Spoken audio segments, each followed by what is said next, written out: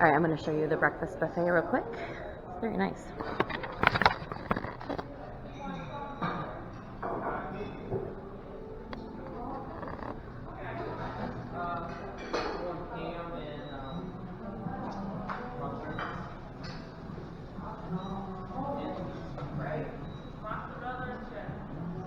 Probably cheddar, Rowan. Sorry.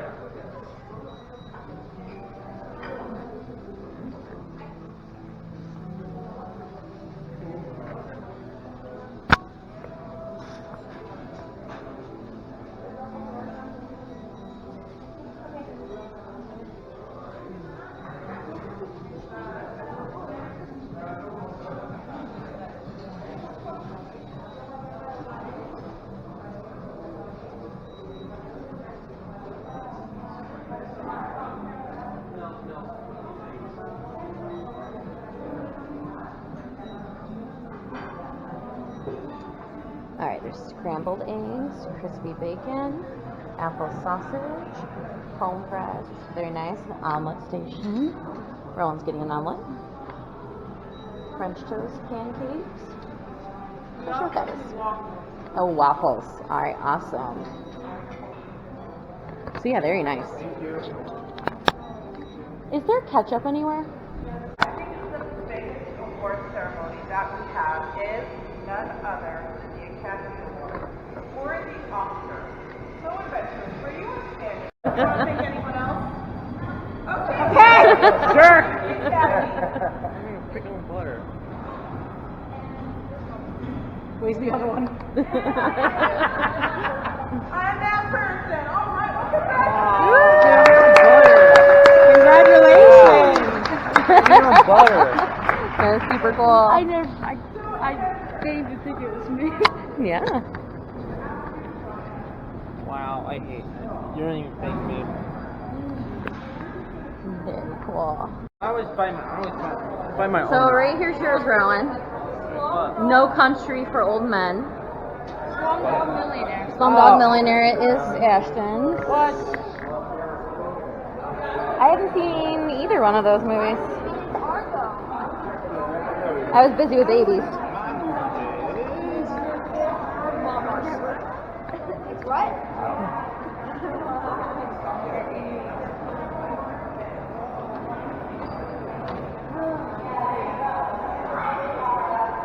Well, I got a ways to go for mine. They already have things for 2029. So Ashton won the Best Tourist Award. You guys saw a little bit of that, but show them. Wow. Show them. Show them. Very cool. Also win the awards.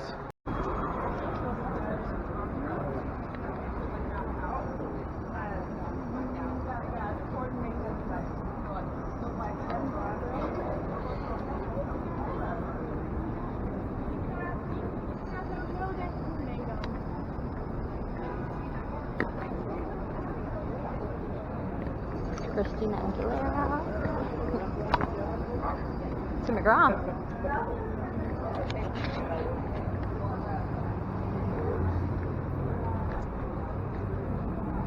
Melissa Etheridge.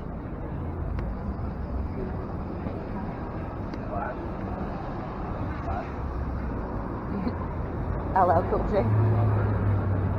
Who? He's a rapper. Well, R&B. Godzilla. Godzilla? Foster. Quentin Tarantino. Melissa McCarthy, I love her. Same name. The Munchkins from Wizard of Oz. Same name as yours. But Yeah. Oh, Elton John.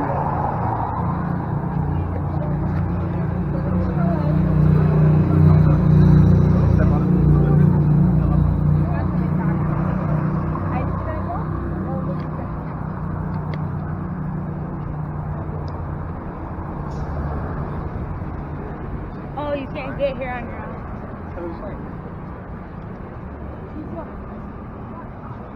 Twilight. You fucking don't.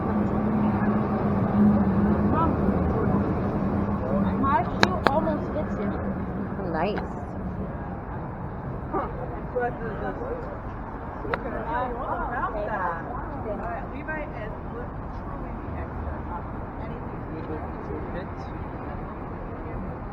All right.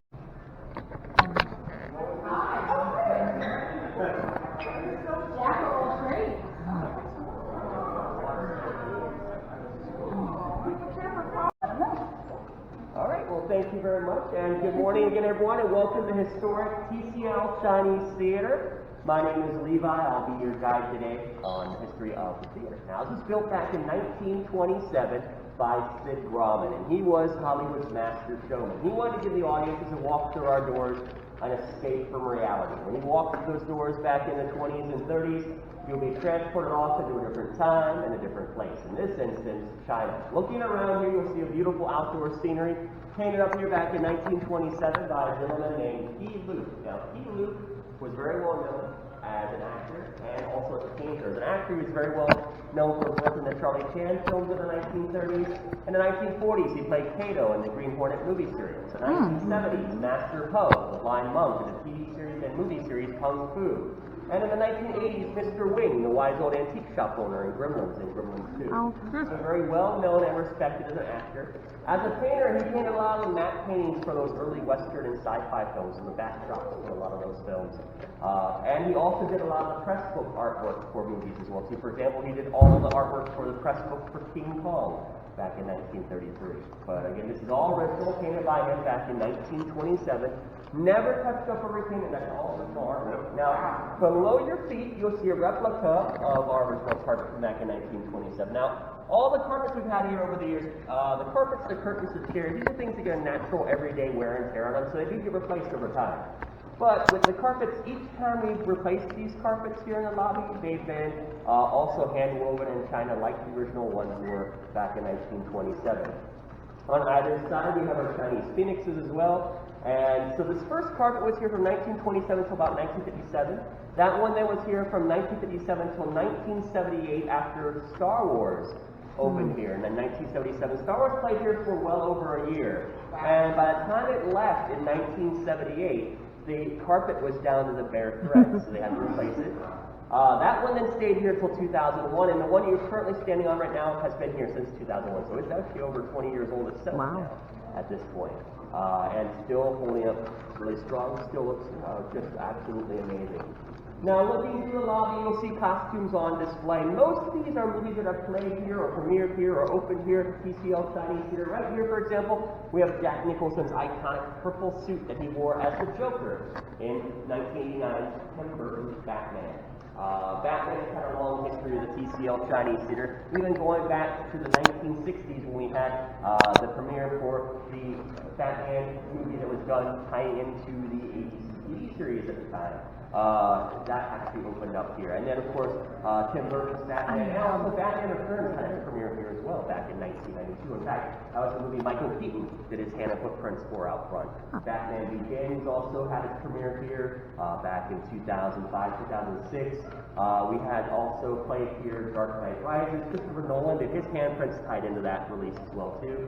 And then The Batman also just opened here earlier this year. In fact, Robert Pattinson surprised the audiences on opening night when he showed up and helped us introduce the film. So we've had a long connection with Batman here at the theater. That includes some of the animated films that played in here as well, too, including Batman Phantasm back in 1996. Now looking around here, another costume you'll see is Stan Lee's outfit that he wore in the film Iron Man. This is the costume he wore as Hef.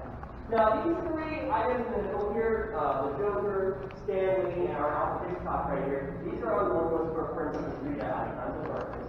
So this is actually Stan's costume he wore in that very first Iron Man movie, which opened here back in 2008. Now right here, this is special. This is not just a costume. This is an actual stunt effects dummy used for the trailer for Alfred Hitchcock's Frenzy. Now, he appears in the trailer floating down the Thames River, and then he starts telling the audience what the movie is about. So this was made taking a life cast of his face, of his hands, and of his feet to create this stunt effects dummy used in that trailer. And Hitchcock was known for not only popping up his trailers and talking about the movie, but actually making little cameos in all his movies as well too. But again, this is an actually really cool thing to see. A picture there he is floating down the Thames River, and then right there's the top holding his head in his hand. So again, that is our special effects dummy for Alfred right there. Now right here, this isn't a costume, but it is an actual, it's made from the actual molds used to create the armor for the 1977 Stormtroopers for Star Wars. It's created by Sideshow Collectibles, and it's a life-size figure. So again, not an actual screen-worn costume, but it's made from those same molds used to create the armor for the original costumes for the Stormtroopers. Come on, you guys can come all the way. Right over here, we have our one of Judy Garland's dresses as Dorothy Gale on The Wizard of Oz. Now, they made 6 of these for the production. Out of those 6, there are 4 that are known to still be out there. There's another one on display, in fact, here in Los Angeles at the Academy Museum. And the conditions of the costumes range from okay to good. We got one that's in fair condition here. But Wizard of Oz, actually, when it premiered here back in 1939, our courtyard was dressed up like Kansas on one side, Oz on the other side, right down the middle, a yellow brick road carpet, and the Munchkins in costume walking around. It also re-premiered here it'll be 10 years ago, next year, when we became an IMAX theater. IMAX and Warner Brothers did a 3D IMAX conversion of The Wizard of Oz for the 70th anniversary of the film back in 2013. And for that release, they had the gala reopening of it here as our first movie we played in IMAX this year. The conversion was so good, they took the actual 3-strip Technicolor negatives and used that to create the 3D image. It looked like it was actually shot, like it actually would have been shot in 3D when it came out back in 1939, which of course it wasn't, but that's how good that conversion was on the film. And it played here for 2 weeks in 3D, in IMAX 3D, and was sold out for those pretty much the entire 2 weeks that we had it playing here in IMAX 3D. Right here we have a gold lame dress.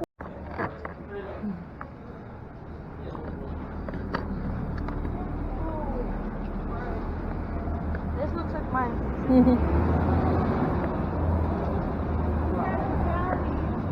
What's that? Right over here. We won't spend too much time in the sun, but right here we're going to talk a bit about this one first, just because it is the very first one. And then we'll head over into the shady side. Right this way, everyone. He's pretty like a Bigfoot. So again, we won't spend too much time here in the sun because of how hot it's getting out here, but we just are going to talk about this one really quick, and then we'll head back over to the shade. So right here, this is Norma Talmadge, walking through, stepped in the wet cement. Sid Grauman saw this, and the idea struck him as a great way to promote the opening of the theater. Since that time, again, we've now honored 237 actors, producers, and directors in our forecourt, but this is the one that began it all for us here. 95 years ago this year, when we did that very first one as an accident, and she accidentally stepped in the wet cement. On either side, Douglas Fairbanks and Mary Pickford, our second and third honorees in the forecourt, but Norma Talmadge was the very first one. And right this way, so right over this way, so get you guys back into the shade now. So right over here, you'll see our youngest honoree. We honored out here back in 1935. She was 6.5 years old, almost 7. Shirley Temple. We honored her out here in the forecourt. She is the only person who was a tooth during a footprint ceremony. She lost her first front baby tooth during that ceremony back in 1935. And she was the second person to put her bare feet in the cement. We honored her out here in the courtyard as well, too, back in 1935. Right over here, you'll see we have our spring Rogers and his that's Southern California. Ugh! We'll just let him walk on by. Bye-bye. Okay, decided to follow. So right here, we have our square for Roy Rogers and Trigger. We honored Roy Rogers out here back in 1949, along with his beloved horse Trigger. We actually have 3 horses in the forecourt of the theater. Trigger, along with Roy Rogers, we have Tom Mixon's horse, Tony, and then we have King Autry's horse, Champ, as well, too. So that was back in 1949. Humphrey Bogart here back in 1946. We honored him out here in the forecourt. And right over here. So over the years, like I said, we've done 337 actors, directors, and producers in our forecourt. When we have done them out here, we've only done one official. Up until about 2 years ago, we had only done one official animated character in the courtyard. And back in 1984, a very special person, a very special duck, placed his wet for his 50th birthday. Donald Duck. We had Donald Duck out here back in 1984. When we honored Donald out here in the forecourt, it was for his 50th birthday, and you'll see underneath it says C. Ducky Nash. That, of course, is Clarence Nash, Donald's unique voice for many, many years. But Donald was, for many years, our first and only animated character in the forecourt. Well, Donald got a new friend out here a couple years ago when we honored Billy Crystal. Right over this way, if we go look at Billy Crystal Square. Now, when we honored Billy out here as part of the Turner Classic Movies Film Festival, we honored Billy out here in the forecourt. He had someone lend him a claw.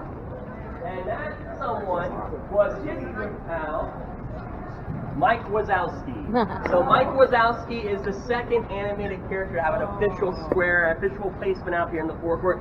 And you see Mike Wazowski's claw print right there back in 2019, right next to Billy Crystal. So now we have Donald Duck and Mike Wazowski out here. There have been other animated characters that have done imprints that are part of like mock imprints that are done over the years, but the only two that are officially out here are Donald and Mike Wazowski. Now, I saw you were looking at that square over there.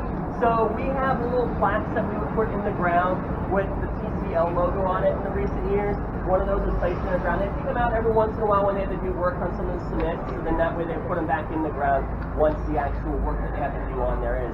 That was something that they started putting in to some of the squares back when we became TCL about 10 years ago. So it's just something they'll go back in. They just take it out while they have to do some work in the cement area around it, and then put it back in once that work is done. Yep, so we have some tap shoes, some brass tap shoes that are in the cement. Eleanor Powell was very well known for being a tap dancer, so she has her shoes in the cement as well too. So right above over here, you'll see our square for the Avengers. And so we have all 6 original Avengers and also the president of Marvel Studios, Kevin Feige. So of course right here, Robert Downey Jr., Mark Ruffalo, Jeremy Renner, Scarlett Johansson, there's Kevin Feige, Chris Hemsworth, and Chris Evans. Robert Downey Jr. is the only actor to have 2 squares. He has the one he did here for the Avengers, but 10 years earlier, in 2009, right there next to the head install, he did his handprints for Sherlock Holmes.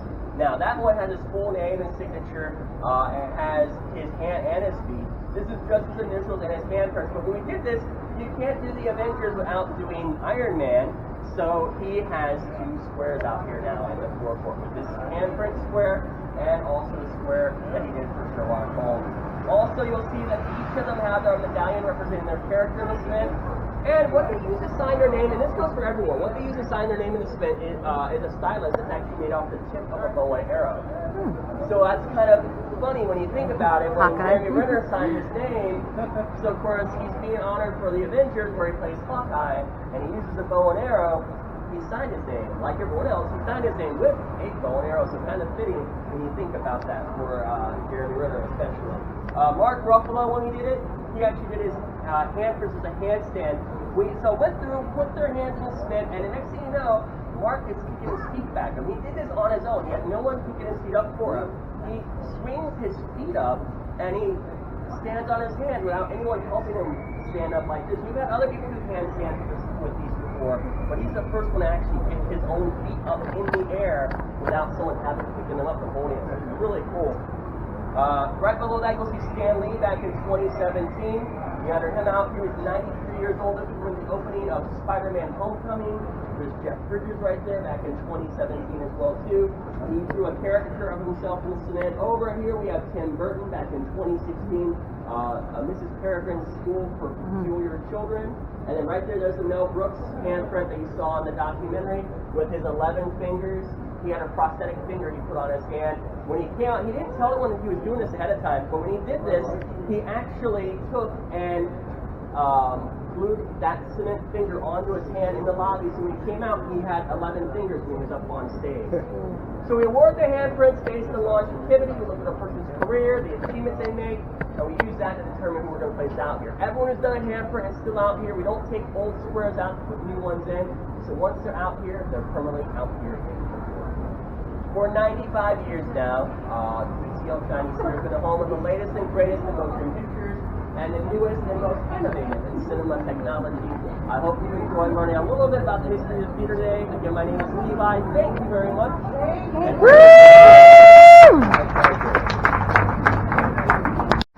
I'll face this direction. Hello, future Melissa here.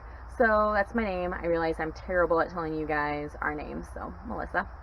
And so when I was doing the editing, I realized I didn't do a very good transition period for you guys from the... What did we go from? We went from the Chinese Theatre to Jim Henson Studios. And I didn't do a lot of footage there. I just felt like something you really couldn't record a lot of. The only way to do that tour is if you do this adventure by Disney. So it is a little bit mysterious, and so I didn't show a lot. I did record a bit of Rowan getting to be able to run one of the puppets with one of the puppeteers there, which was really cool. So I've included that, and I've also included some pictures for you. The Jim Henson Studio tour was so cool, though. That was one of my favorite parts, Rowan's favorite part of this adventure by Disney. And you get to just see a lot of cool stuff. You get to see the rewards that the Muppet Studios, Jim Henson Studios have received. You get to see some displays from like the Dark Crystal. There's a lot of Dark Crystal in there. There isn't a whole lot of like Muppets per se. Like you're not going to see a lot of Kermit. You're not going to see a lot of Miss Piggy, Animal, Gonzo. But you see a lot of just all the other, compilations of the Jim Henson Studios, which is a ton of different stuff. You actually get to see a soundstage too, which was pretty cool. And they have a cool little video that is by the Muppets. They kind of explain the Jim Henson Studios and the history of it, which was also really cute and fun. The dog's looking at me from the window. So I hope you enjoy that. And then we will go from the Jim Henson Studios to our lunch at the Tam O'Shanter, which I did a great job of recording that. So thanks.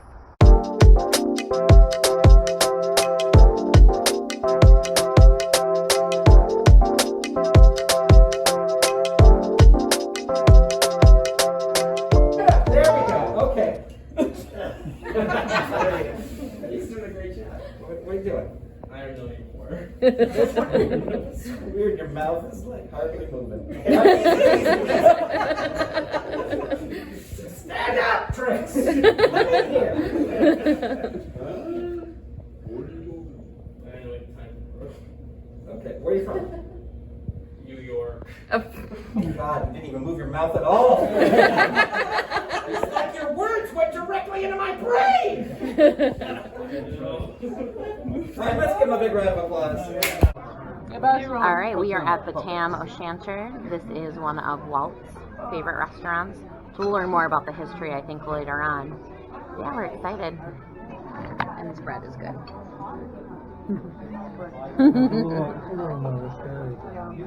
It's probably for adults. So, because he likes to be here, they ended up deciding to dedicate this table to him.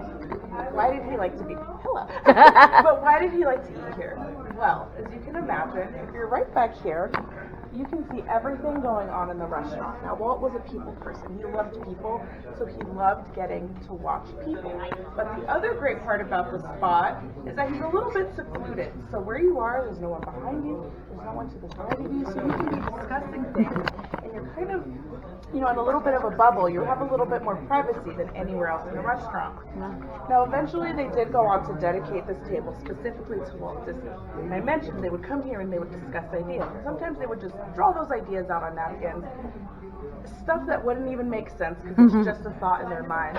When they dedicated this, they actually took some of those that they were able to find and they carved them into this table. So, if you start taking a look a bit closer, you're going to see, that looks like a stegosaurus, huh? Oh, that's just a dinosaur. Yeah, some sort of dinosaur. I still think it's a stegosaurus, but I'm really not too sure. Yeah, look at that. You can see some random drawings, geometric shapes, some notes, some stuff you can't really make out. Wait, I can kind of read it. This one, I think it has a date. and it says Orig, which we think means original, but who's to say? That's an R, that's an A, that's an S, that's a W. And then on this side, we've got a couple more notes and things as well. So we've got a note to contact Carlos and something about something. I think it says about tomorrow. We don't know what tomorrow is, but something cool probably happened. And then the one that you noticed, this is my favorite one. So this one is of a T-Rex and a volcano. I love it because it's the most detailed one, but also Extinction. I think that they must have been talking about the Disneyland Railroad. So you'll have to go on the Disneyland Railroad. If you've already done it, then you know exactly why I think that. But if you haven't done it, YouTube. yeah, she's not seen it on YouTube, but you'll have to go and check it out in person. This is a prop dedicating it as Walt's favorite spot. So it's a really great spot just to imagine someone with so much creativity sitting here and thinking up amazing ideas and frames. Now what I'd love to do is get a family photo of you, so I'm going to... All right, lunch is served. I went with the prime rib sandwich. Rowan got the fish and chips. Ashton got the prime rib, and so did our table mates. I'll let you know how it is. Hi guys! Hi! Tam O'Shanter. You may or may not have noticed some of our signs all over the place. We are 100 years old here. So, that's a really long time in Los Angeles. This place actually got started in 1919 with a hand cart. It had the Lowry seasoning salt on potato chips and sold them from that little hand cart. And they made quite a bit of money, so they actually decided to open up a restaurant in 1922. And in the 20s, themed restaurants were the big need, so we jumped on the bandwagon, as you might have noticed. We're themed after what was a very popular poem at the time. It's called the Tam O'Shanter. If you're not familiar with it, don't worry, almost know what it is. But it is a Scottish poem, and it's about a young man who gets struck by lightning and chased by witches after a night of debauchery in his local pub. So, if you're curious about our lightning strike on our main sign, or about the general theme of the restaurant, it is not a Harry Potter reference. It's a totally different piece of literature. So, it is about the Tam O'Shanter by Robert Burns. So, this building was actually created by a famous set designer back in the day. His name was Harry Oliver, and I would guess that everybody in this room is familiar with his work, because if you've seen Hocus Pocus, you've seen something he did. He made a really fun little structure over in Beverly Hills. It is in fact now residential, so one actually lives there. But it is the exterior shot for the Witch's Cottage, and it's actually called the Witch's Cottage over in Beverly Hills. So we are also an example of his work. He was a big part of what they called storybook architecture, which was really cool for about 10 seconds in the 1920s. Los Feliz in general, this area that we're in, is a really good example of it. There's quite a bit of this like very fun, quirky storybook is kind of like the perfect term for it, really. So he created all kinds of details in this building. He actually encouraged all the builders not to use levelers and not to even use precise measurements whenever possible. So please watch your step. But his point was that the young man at home gets drunk, and he wanted the building to have a little bit of a tilted, fun time to it. So it's not the table 31; it's the building itself.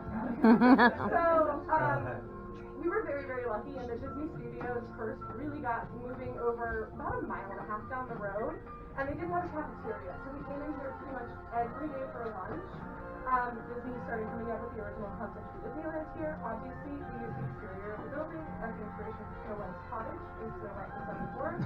He became very good friends with Harry Oliver, as well as our two owners. In fact, if you take a little, which you'll have to, in fact, leave, but if you take a little look at the two portraits in our front hallway, they're on either side of our main foyer, and they both depict our original owners who have passed away.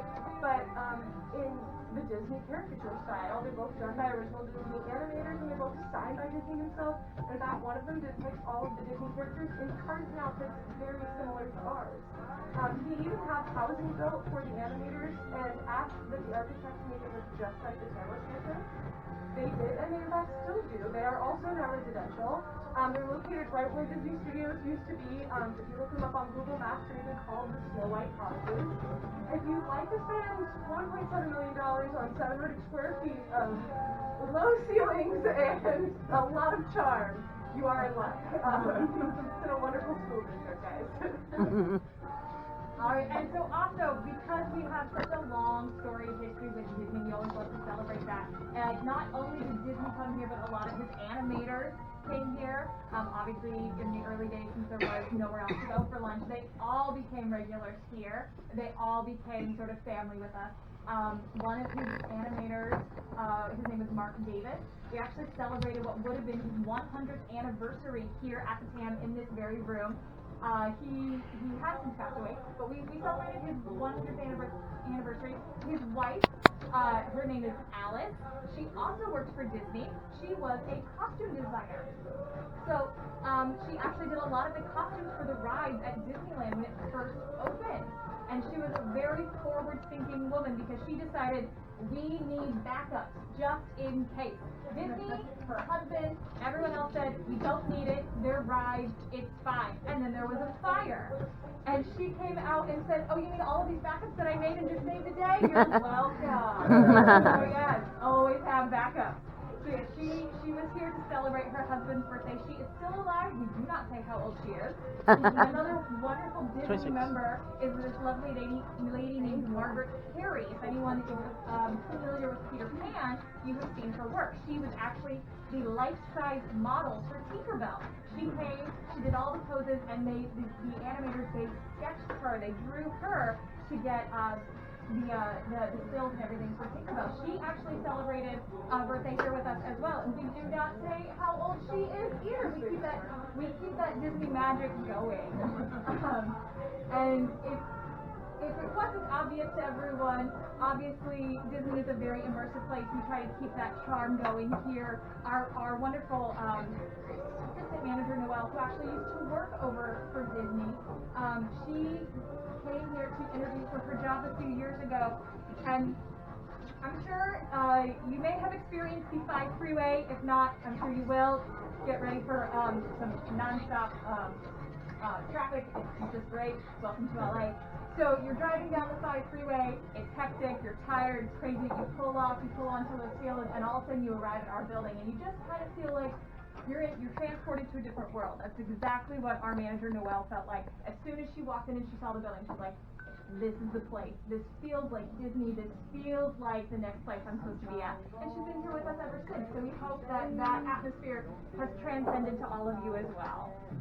I hope you guys have a great time. Enjoy your trip. Thank you. All right, Ashton. What did you think of your lunch? Good. Good is all you get. Rowan. Yeah? What'd you think of your lunch? Oh, is this the dessert? No.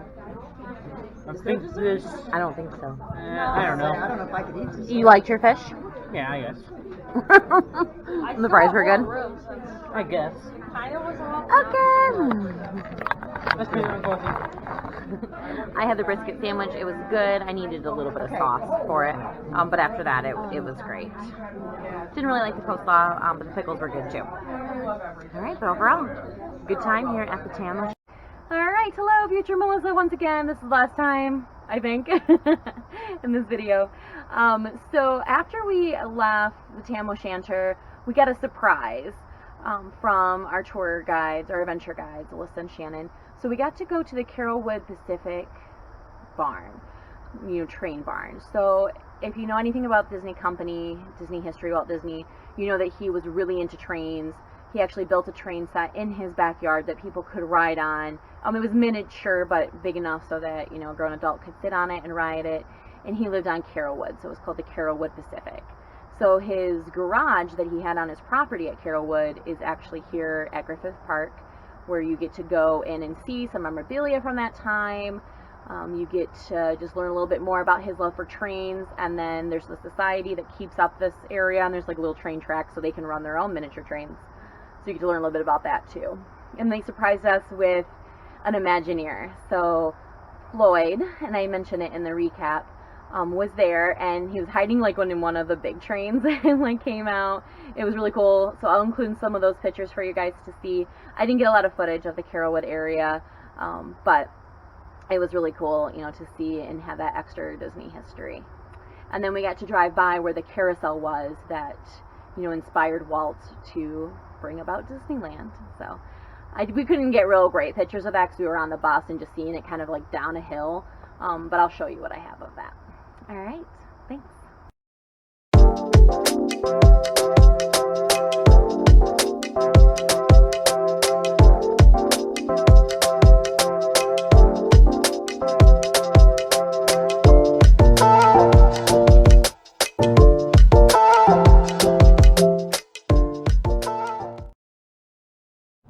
Hey everybody, so it's actually the same day. I'm closing it out on the same day, yay.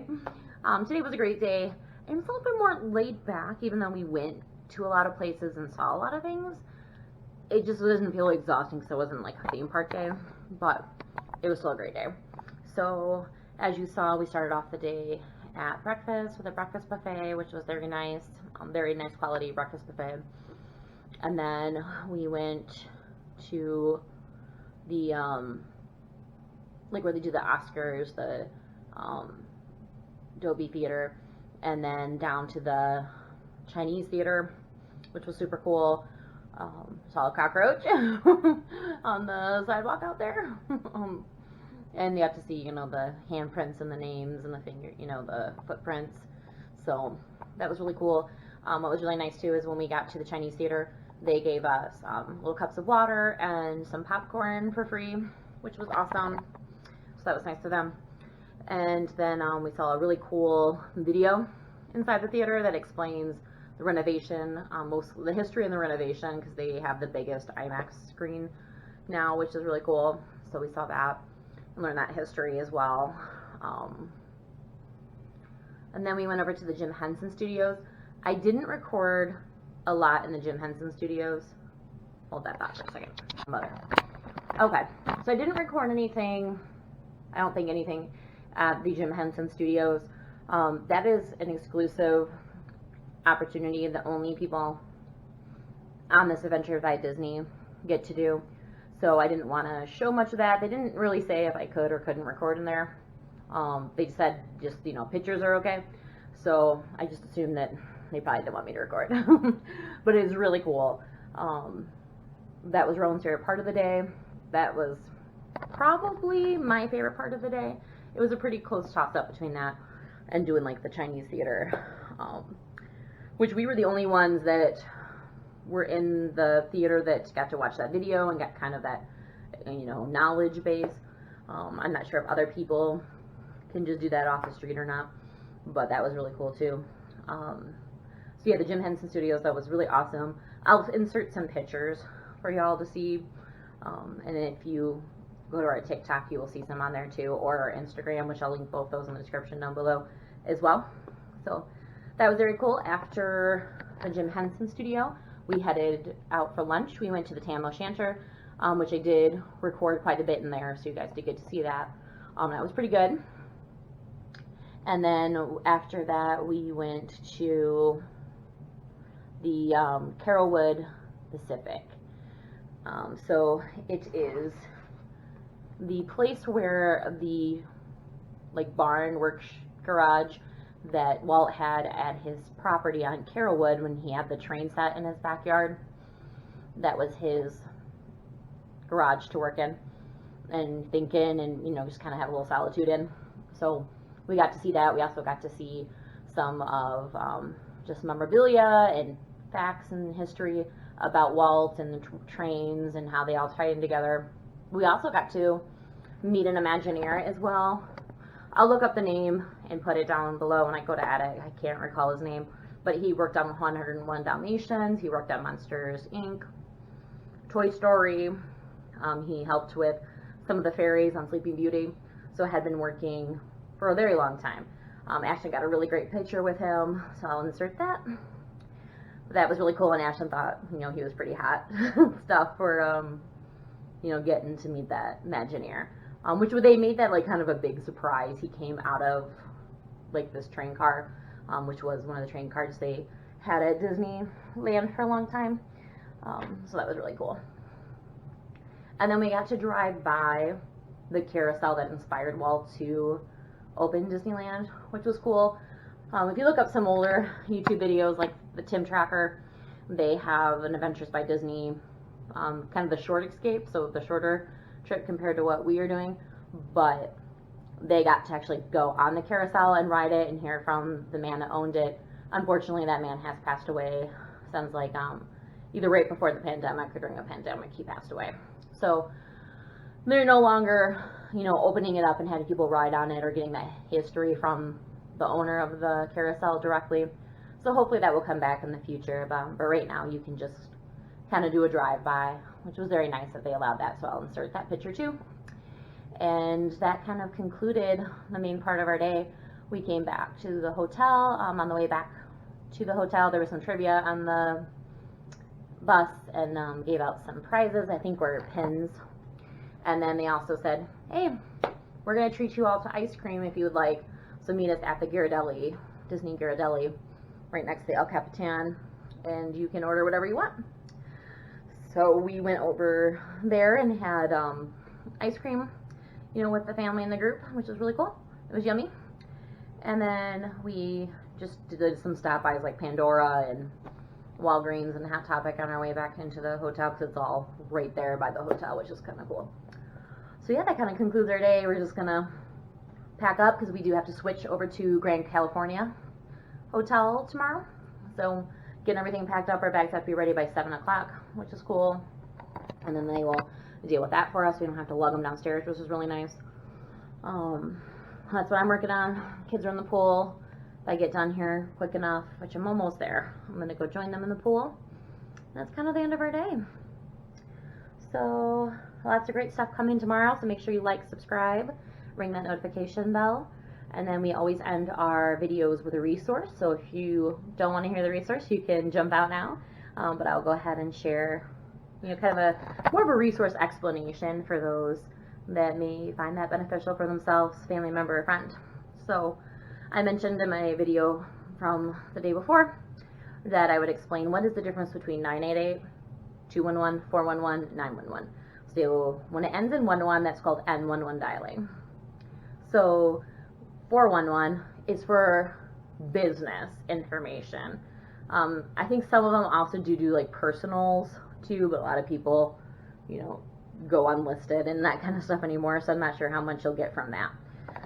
But there is a free version of 411. You do have to listen to like a goofy ad, and then you can use it for free. Jingle's 411. I will put that information in the description down below, and then I'll probably pop it on the screen for you too. That's one I always suggest. Sometimes if you dial 411 directly on your phone, you will be charged for the most part. So I would suggest using the free one and just kind of dealing with the ad. And then there is 911, which I think everybody's pretty familiar with 911, but I think some people get afraid to dial 911. So 911, it can be for any sort of emergency, and that can be very broad. So if you're having, you know, a health crisis, you can dial 911. If you see someone on the street that you think needs help or support, you can also dial 911 and ask for a welfare check to be done. Sometimes we get a call at 211 asking, you know, about what people can do for individuals they see like that, and it would be 911 having a welfare check. And I think a lot of people are afraid to dial 911 if they don't think it's like a medical emergency, but that's not necessarily what it's just for. And of course, another way to tap into the police as well if you need it. So then 211 is a comprehensive information referral line. So if you need help with food, you can dial 211 and get connected to food pantries. If you need help with your electric bill, rent, mortgage, dental care, prescription costs, anything like that, you can dial 211. Most of the country does have a 211, but not all of it. And then Canada does have a 211, and I believe Puerto Rico does too. So it's pretty widespread. I'm not sure beyond that, you know, like Europe or Asia, you know, if they have something equivalent, unfortunately. But United States, Canada, most areas are going to have a 211. An area that's kind of shocking that doesn't have one, but it's about to, is Chicago. So if you're in the Chicago area, you're going to have to wait a little bit longer for your 211, but they are definitely in the process of that. And I've been helping a colleague out with some of that, which has been really cool to see.